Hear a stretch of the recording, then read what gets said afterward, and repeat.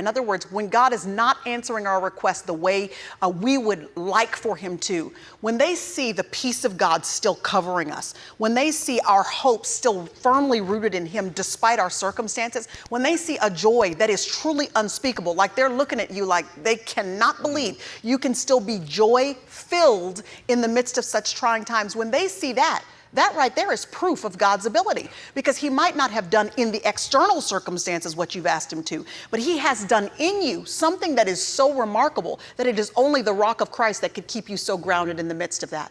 And as that continues to happen in the life of believers, it is it's a continued way that people are reminded of how great God is.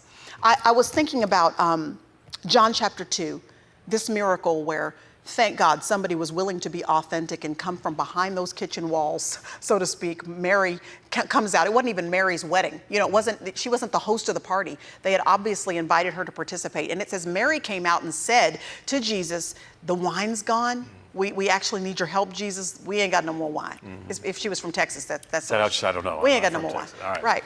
And she was willing to be authentic about that.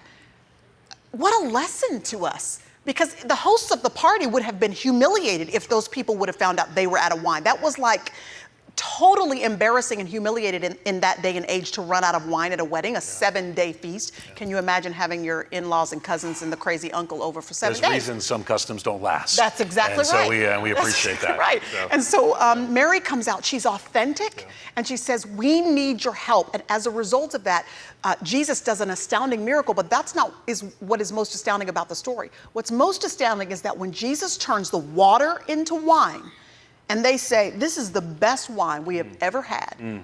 John chapter 2, verse 11 says, the disciples saw the miracle, and then they believed in him. Yeah. Then they believed in him? You mean they're just now believing in Jesus? What does that tell us? It tells us that it's possible to be his disciple and not believe. It's possible to be a follower and a learner, a churchgoer, someone who raises their hand during the service, someone who participates, like Jefferson said, in religious activities, to be a disciple in that sense, in relationship with him, and yet not believe him. That is, trust him for the regular practical stuff of your everyday living. And I have had seasons in my life, I know other people have as well, where you're a disciple, you're just not a disciple who believes. And I think once we are authentic with him, come out from behind the kitchen walls and say, here's the deal, I'm out.